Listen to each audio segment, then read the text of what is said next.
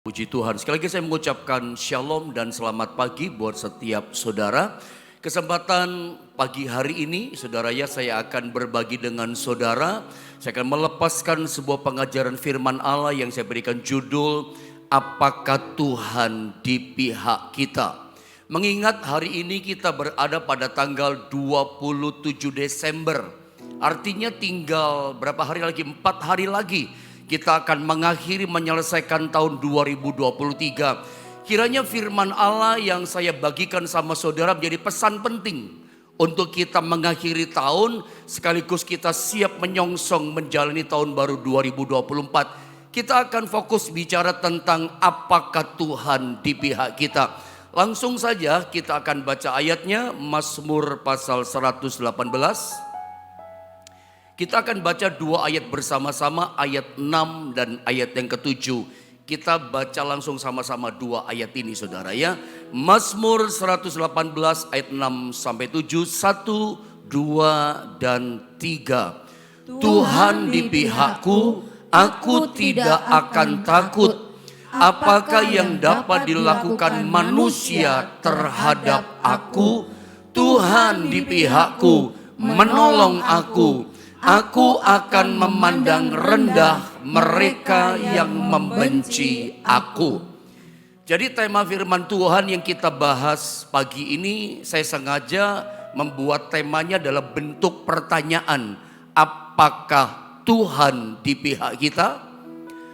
Dan saya berharap lewat pengajaran ini setiap kita ini menangkapnya dengan mencernanya, menangkapnya dengan baik.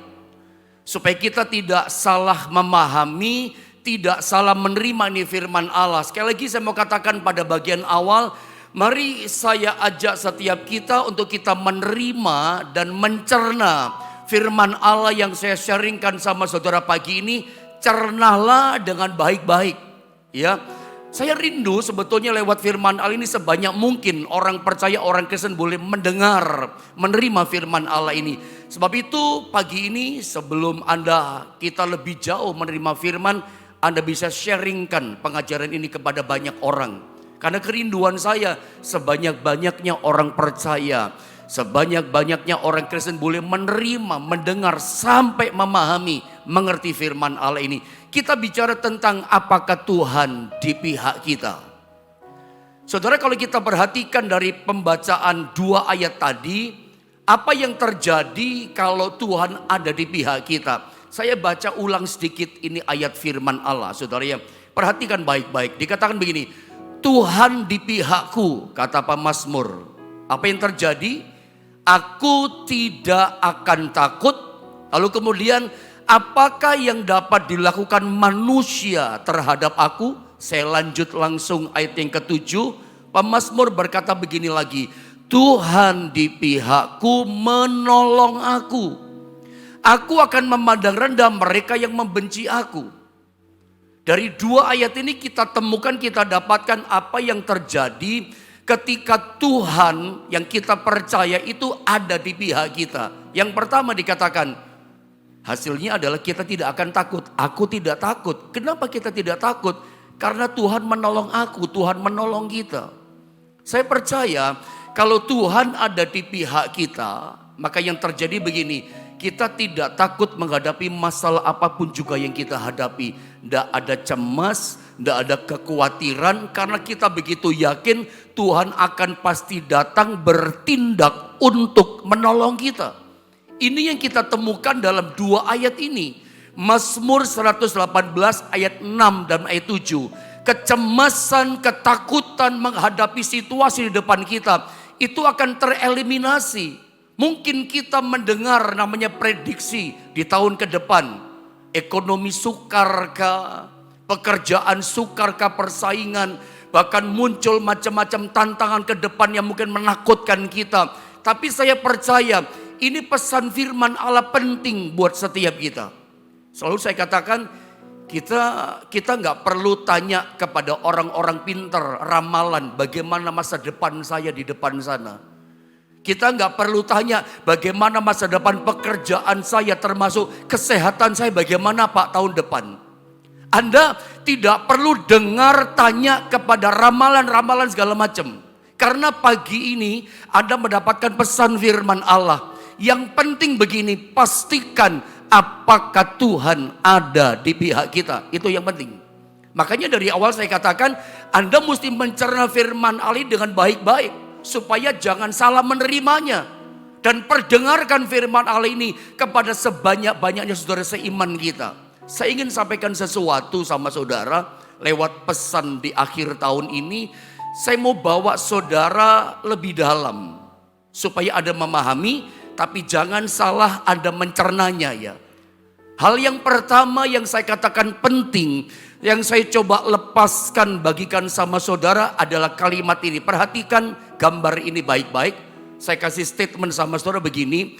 Sesungguhnya sebagai orang percaya, sebagai orang yang beriman kepada Tuhan, yang kita butuhkan sebenarnya bukan hanya sebatas penyertaan Tuhan saja.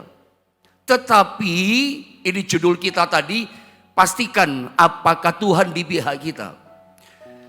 Selalu saya ajarkan sama saudara, hal Tuhan beserta sama kita, gak usah khawatir. Begitu Anda dan saya percaya Yesus sebagai Tuhan dan Juru Selamat, Dia itu beserta dengan kita. Bahkan Dia tinggal di dalam hidup kita. Kolose 1 ayat 27. Christ in you the hope of glory. Kristus diam di dalam kamu. Dia merupakan pengharapan akan kemuliaan. Jadi begitu kita memutuskan percaya pada Yesus, Tuhan katakan apa? Dia menyertai kita sampai akhir zaman. Sampai kita mati, asal kita percaya pada Tuhan, Dia beserta dengan kita.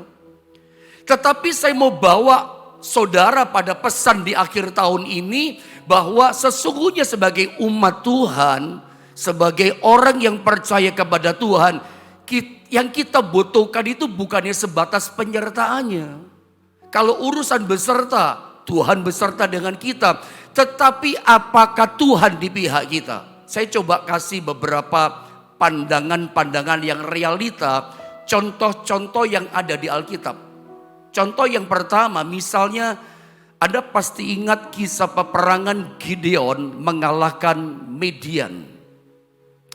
Apa yang terjadi dengan Gideon ketika mengalahkan Midian? Kita tahu dalam cerita ini sebuah pertempuran yang tidak seimbang. Nanti Anda baca kisahnya di rumah.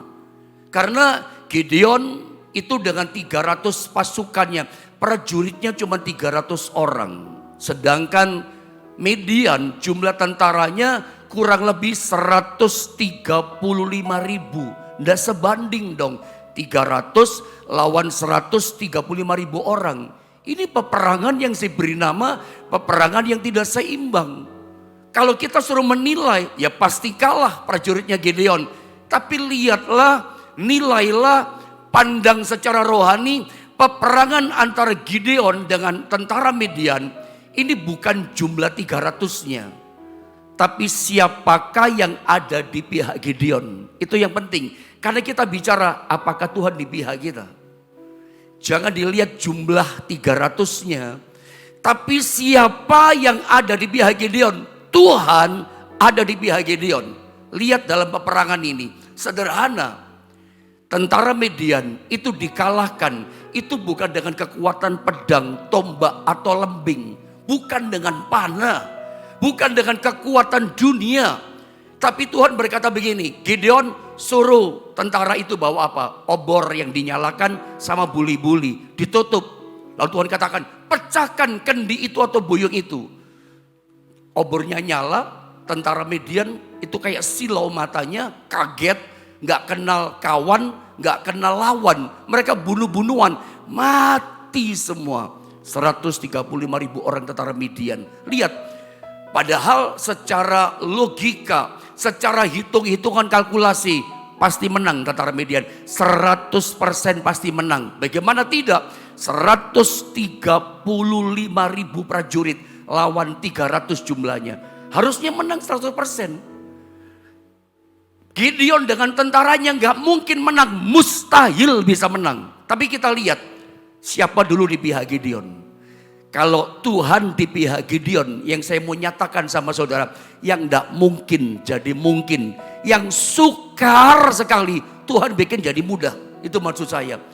Yang mustahil jadi gak mustahil. Yang tertutup jadi mudah dibuka sama jalan, sama Tuhan. Persoalannya di mana? Tuhan ada di pihak Gideon. Ada contoh yang lain, misalnya contoh tentang Sadra, Mesak, Abednego dilempar dalam dapur api. Saya tidak bicara panjang lebar, Anda sudah tahu cerita tentang hal ini. Sadra, Mesak, Abednego, 3 pemuda ini menolak menyembah patung atau dewa dari Nebukadnezar. Akibatnya apa? Dimasukkan dalam dapur api. Singkat kata, api nggak bisa membakar tubuh mereka bertiga. Iya, bajunya, jubahnya nggak terbakar hangus, rambutnya, kulitnya semua. Saya pernah katakan satu-satunya yang terbakar hangus adalah tali pengikat yang mengikat tangan mereka. Kalau Anda baca kisah yang sesungguhnya realitanya tentang Sadra, Mesak, Abednego, ketika mereka dimasukkan dalam dapur api, mereka diikat loh tangannya. Semuanya Alkitab katakan tidak terbakar hangus. Dari topinya, jubahnya, kasutnya, rambutnya, semua nggak ada yang terbakar. Cuman satu yang terbakar, tali yang mengikat mereka itu terbakar. Anda lihat apa yang terjadi, kenapa mereka ada terbakar hangus? Karena Tuhan ada di pihak mereka. Terbukti sang raja melihat ada orang yang keempat, wajahnya seperti dewa. Siapakah dia? Tuhan sendiri yang datang bertindak menolong mereka. Karena Tuhan ada di pihak 3 pemuda ini. Akibatnya apa? Pertolongan Tuhan. Ikatan tali itu lepas. Bahkan api gak bisa bakar mereka. Saya berdoa di akhir tahun ini mungkin ada di antara saudara yang terikat oleh banyak masalah. Sebelum memasuki tahun baru, saudara pastikan di akhir tahun ini Tuhan ada di pihak saudara. Saya percaya dalam 4 hari beberapa ke depan ini, saya percaya masih ada pertolongan Tuhan. Tuhan sanggup memulihkan kita. Ada hal-hal yang masih mengikat, menindih saudara. Rasanya sukar, rasanya mustahil Pak, ada pertolongan sulit Pak. Tapi kalau Tuhan ada di pihak kita, bayangan kita yang sukar sekali, Tuhan bisa bikin jadi mudah. Ada ingat gak pertempurannya Daud lawan Goliat? Itu kalau di depan mata dibikin hitung-hitungan gitu ya. Ya pasti Daud yang kalah. Goliat raksasa, dia orang perang, prajurit biasa perang. Orang membayangkan, dicacah tubuhnya si Daud jadi bakso. Karena pasti kalah lah gitu. Tapi kita lihat ya, Goliat yang rasanya nggak mungkin dikalahkan, sukar dikalahkan, mustahil yang satu raksasa ini dikalahkan. Tapi kita lihat, Daud mengalahkan Goliat. Saya suka pakai bahasa anti klimaks, nggak pakai kejar-kejaran. Bahkan Daud mengalahkan Goliat nggak pakai pedang, nggak pakai tombak dilempar dari jarak jauh, nggak pakai panah, cuman pakai batu yang dia ambil dari dasar sungai. Sekali lempar, Goliat KO, jatuh, jidatnya kena. Daud lari ambil pedangnya, dipotong lehernya Goliat. Anda lihat, mungkin nggak sampai 5 menit loh Goliat dikalahkan. Padahal dalam kalkulasi di depan mata, di atas kertas, nggak mungkin Goliat bisa dikalahkan. Sulit, sukar, mustahil orang ini kalah. Tapi ternyata apa yang terjadi? Daud mengalahkan Goliat dengan sangat mudah. Persoalannya di mana? Kalau kita baca di Alkitab, Daud berkata begini, engkau menghadapi aku dengan pedang, tombak dan lembing, tapi aku menghadapi engkau dengan kuasa Tuhan, dengan nama Tuhan. Hari ini Tuhan menyerahkan engkau ke dalam tanganku. Aku penggal kepalamu, itu kata Daud.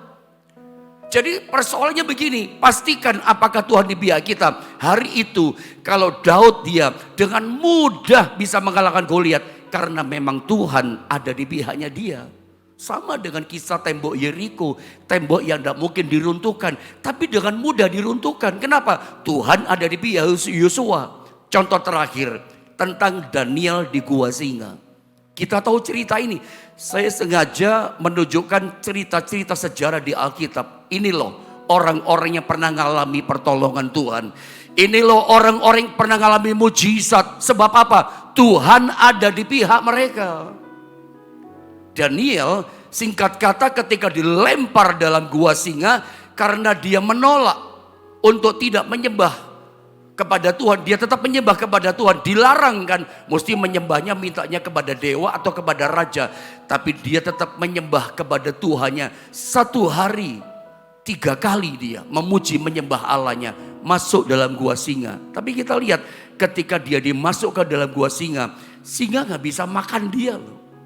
Singa yang lapar ini kata Alkitab. Singa tidak bisa menelan Daniel. Singa tidak berdaya dan tidak bisa bikin apa-apa di hadapan seorang Daniel. Kenapa? Sebab Tuhan Allah ada di pihaknya Daniel. Kiranya lewat beberapa contoh yang saya sudah sodorkan sama saudara, ada punya gambaran pentingnya Tuhan ada di pihak kita. Karena kalau Tuhan ada di pihak kita, kita yang menang, bukan kita yang kalah. Kalau Tuhan di pihak kita, dia bertindak menolong kita, membuat kita mengalami yang namanya kemenangan demi kemenangan. Nah pertanyaannya, saya sodorkan sama saudara, lihat. Apakah Tuhan, persoalannya ini, apakah Tuhan itu selalu ada di pihak kita? Nah ini yang penting. Saya ulang sekali lagi, sambil setiap kita merenungkan pagi ini, di akhir tahun ini, di tanggal 27 Desember ini, apakah iya Tuhan itu selalu ada di pihak kita? Ini pertanyaan penting. Karena kalau dia di pihak kita, kita pasti menang. Tapi kalau Tuhan tidak di pihak kita, kita di pihak yang kalah. Kita akan digilas oleh masalah. Kita akan hancur oleh persoalan. Mari kita baca satu ayat yang sangat kita kenal. Ayat yang sangat familiar buat kita. Tapi ini penting buat setiap kita. Roma 8:31. Mari Bapak Ibu Saudara, kita akan bersama-sama membaca ayat firman Allah ini ya. Baca dengan iman, baca dengan sungguh-sungguh. Roma 8 ayat 31, 2 dan 3. Sebab itu apakah yang akan kita katakan tentang semuanya itu? Jika Allah di pihak kita, siapakah yang akan melawan kita? Saya ngomong gini dulu sama saudara. Banyak di antara kita mungkin hafal ayat ini ya. Roma 8 ayat 31. Saking apalnya kita dengan ayat ini, seringkali kalau kita baca ayat ini kecepatan. Sehingga kita gak dapat inti dari ayat ini. Kita gak dapat esensinya yang penting dari Roma 8:31. Kecepatan kita bacanya. Menurut saya, coba Anda lihat gambar ini. Menurut saya ketika saya baca ayat ini, yang saya tangkap dari Tuhan, dari Roma 8:31 begini. Ya kata kuncinya Roma 8:31 ada pada kata jika. Itu kata intinya, kata kuncinya. Kata jika di sini artinya adalah bisa ya, bisa tidak. Jika Tuhan di pihak kita. Nah kata jika itu artinya bisa ya, bisa tidak. Tetapi begini, saat Tuhan memihak kita, di pihak kita, maka yang terjadi begini, kehadirannya itu aktif. Anda harus menangkap ini. Tetapi saat Tuhan tidak di pihak kita, maka yang terjadi bukan berarti dia tinggalkan kita. Ini yang saya katakan, begitu kita percaya pada Yesus, dia beserta dengan kita. Dia bersama dengan kita. Dia ada, dia hadir bersama kita. Tetapi persoalannya dia aktif atau pasif. Ini yang saya pernah sampaikan sama saudara. Jadi sebetulnya kebersamaan Tuhan dengan kita itu selalu, dia gak pernah tinggalkan kita. Kata jika Tuhan di pihak kita. Nah buat di akhir tahun ini ada memahami mengerti ini. Jika Tuhan di pihak kita berarti dia itu kebersamaan kita itu aktif. Ketika dia tidak di pihak kita bukan berarti dia tinggalkan kita. Enggak seperti itu. Dia enggak check out dari kita. Seringkali cara hidup kita, nanti saya coba tunjukkan sama saudara. Kenapa sih Tuhan itu enggak di pihak kita? Cara hidup kita enggak betul. Konslet cara hidup kita. Dia bersama kita, tapi dia enggak buat apa-apa.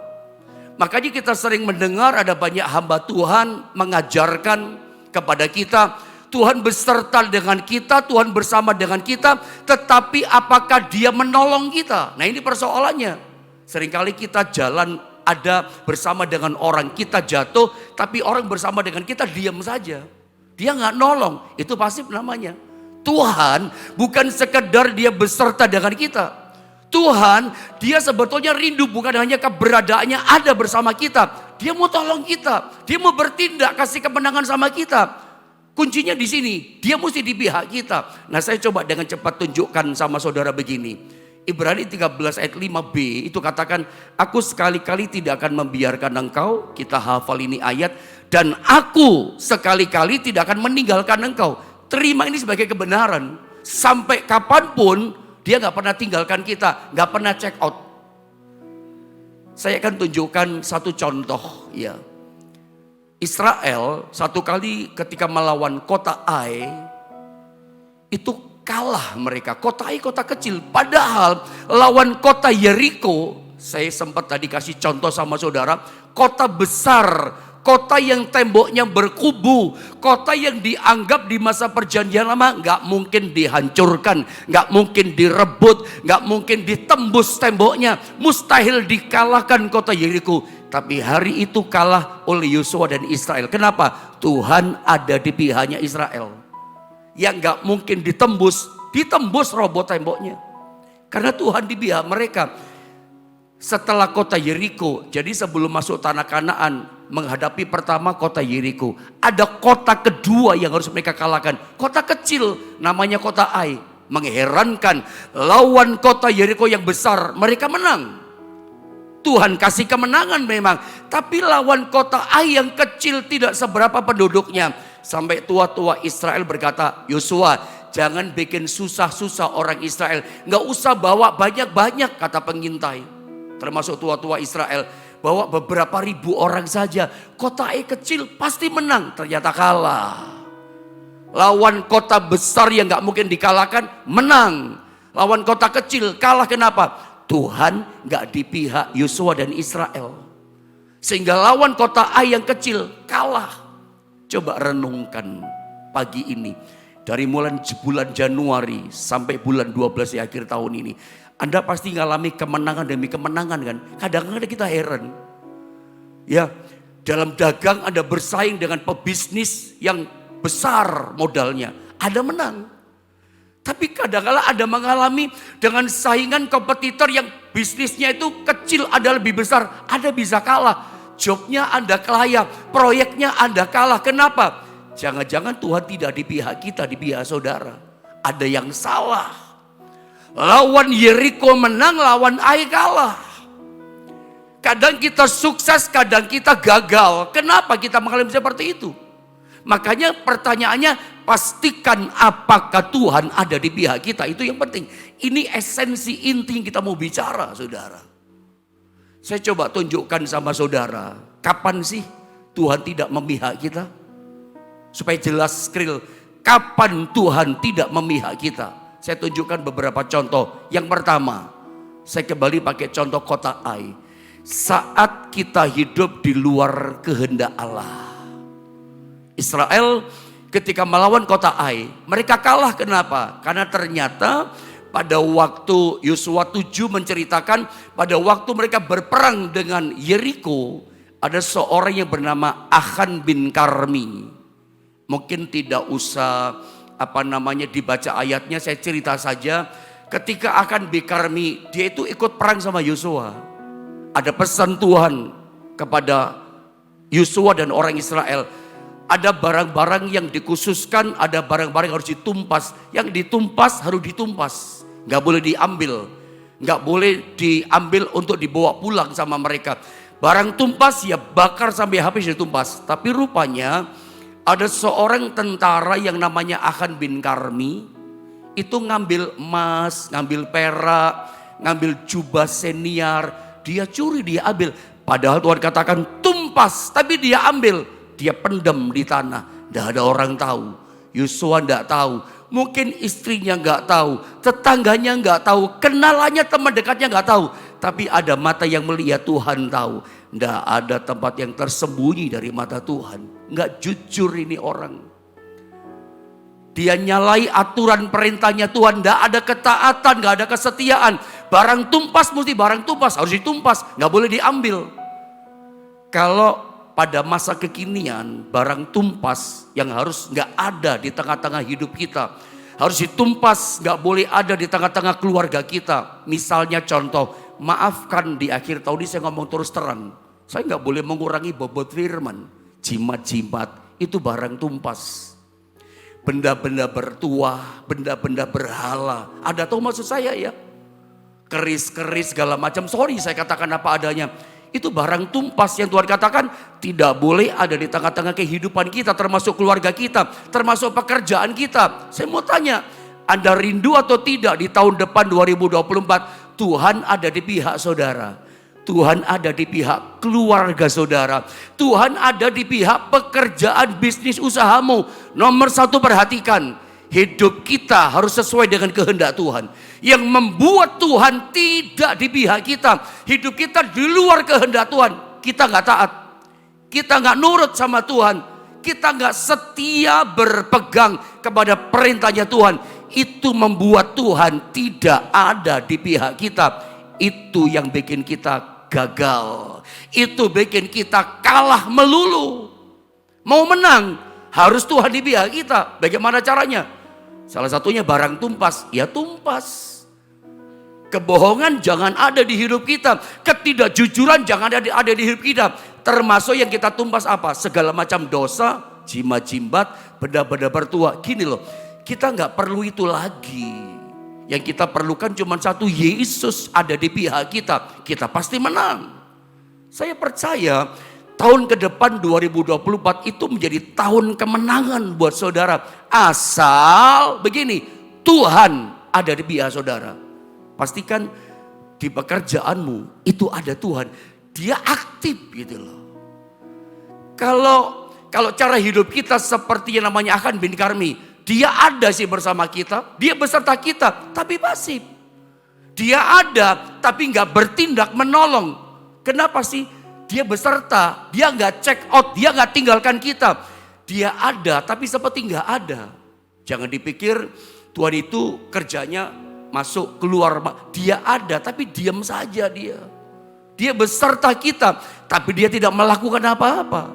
Yang kita rindukan tahun ke depan bahkan akhir tahun ini, dia Tuhan ada di pihak kita. Perhatikan poin ini.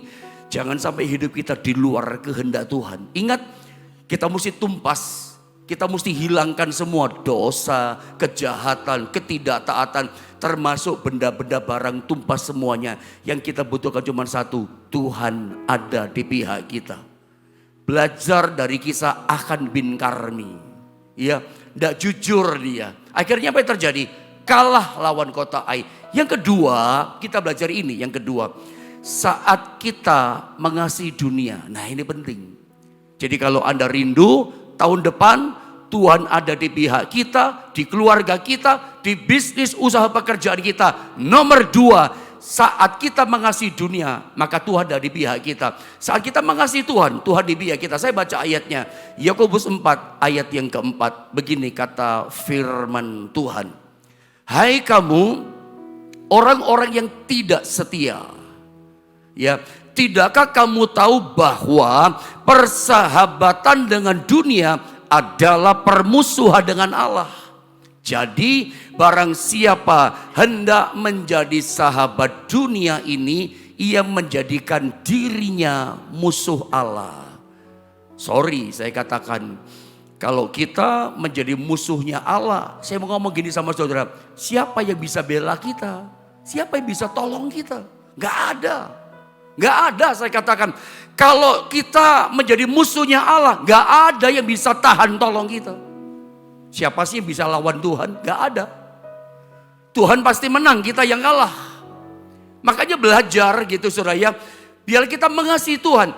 Kalau kita mengasihi dunia, jadi saat kita mulai cinta sama dunia. Cinta dengan perkara-perkara duniawi.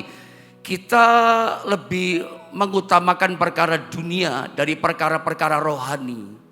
Seringkali kita ini tukar label, ganti label. Yang ilahi, yang bernilai kekal, misalnya doa, baca firman, doa pagi seperti ini, atau jam ibadah pada hari Minggu. Itu semua kan bernilai kekal. Iya kan? Itu semua kan bernilai ilahi. Jangan labelnya dicopot, diganti dengan label yang duniawi. Kita lebih mengutamakan perkara dunia. Kita tinggalkan ibadah untuk urusan dunia. Kita mesti bisa prioritas, skala prioritas. Waktu untuk Tuhan, waktu untuk kesibukan di dunia. Kita memang gak bisa lepas dari perkara dunia karena kita hidup di dunia. Tapi bukan berarti kita cinta sama dunia. Tetap hati kita cinta sama Tuhan. Saya cuma rindu begini lewat firman Allah ini. Ayo, setiap kita jangan sampai kasih kita kepada Tuhan jadi tawar. Tetap cinta Tuhan, tetap utamakan Tuhan. Salah satu bentuk cinta Tuhan ketika sebelum kita mengawali aktivitas pekerjaan kita di dunia ini. Sebelum kita tenggelam sibuk dalam kesibukan dunia sepanjang satu hari demi satu hari. Nomor satu, utamakan Tuhan. Yang pertama, utamakan datang dulu sama Tuhan. Saya yakin kalau kita nomor satu sebelum kita melangkah bekerja di dunia ini, kita diam diri di kaki Tuhan, utamakan Tuhan. Saya percaya sepanjang satu hari kita bisa kontrol, kendalikan dengan baik. Seringkali hari kita menjadi gerusa-gerusu, seringkali satu hari yang kita lewati tak terkendali. Kita gak bisa kendalikan, sampai pekerjaanmu gak bisa dikendalikan. Kenapa? Anda gak cinta Tuhan. Anda gak belajar utamakan Tuhan. Saya percaya dalam nama Yesus, orang yang bisa menomorsatukan Tuhan ketika bangun pagi sebelum dia sibuk dengan urusan dunia. Kalau dia bisa utamakan Tuhan, dia bisa doa, sembah Tuhan seperti pagi ini, dengar pesan Tuhan. Satu hari yang kita lewati ini, kita bisa kendalikan semua dengan baik. Termasuk pekerjaan kita bisa kendalikan. Anda bisa atur semuanya karena Tuhan memberikan kemenangan kepada kita. Itu nomor dua. Yang nomor tiga, yang terakhir dengan cepat lalu kita akan berdoa bersama-sama. Saat kita hidup dalam kesombongan, kapan Tuhan tidak di pihak kita? Saat kita mulai sombong, saat kita mulai tinggi hati. Ayat terakhir saya baca dengan cepat, Yakobus 4 ayat 6 dikatakan begini. Tetapi kasih karunia yang dianugerahkannya kepada kita lebih besar daripada itu.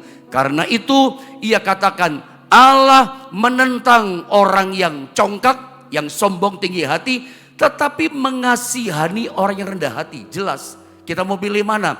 Rendah hati atau sombong atau congkak?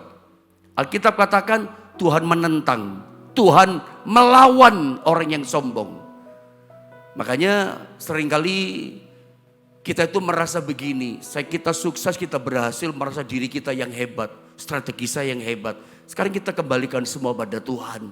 Percayalah, dari mulai bulan pertama sampai bulan terakhir 12, apapun yang kita terima, berkat kesuksesan, keberhasilan, cuman satu, semua karena kasih karunia Tuhan. Saya berdoa pagi ini, di akhir tahun ini, kita berada pada akhir tahun. Doa saya, biar kita bisa menangkap rema pewahyuan firman Allah ini. Pastikan Tuhan ada di pihak kita. Dengan cara hidup yang benar, saudara ya. Hiduplah sesuai dengan kehendak Tuhan. Ingat barang-barang tumpas tadi, Anda mesti perhatikan. Dosa jangan ada, ketidakjujuran jangan ada, mesti ditumpas. Termasuk benda-benda yang tadi itu barang tumpas. Kemudian yang terakhir tadi, jangan sampai ada tinggi hati kesombongan. Ya, dalam kehidupan setiap kita, dan tetap cinta Tuhan. Jangan kembalikan cinta pada dunia. Saya percaya tahun depan itu menjadi tahun kemenangan buat saudara. Karena kalau Tuhan di pihak kita, yang sukar Tuhan bisa ubah jadi mudah. Yang mustahil itu jadi gak mustahil. Rasanya kita gak bisa capai, tiba-tiba kita bisa mencapainya. Bukan kekuatan kita, kekuatan kemenangan Tuhan. Kita udah belajar dari kisah-kisah realita Alkitab yang sulit, tiba-tiba kita bisa capai. Asal Tuhan di pihak kita. Mari sama-sama kita berdoa naikkan pujian ini kembali.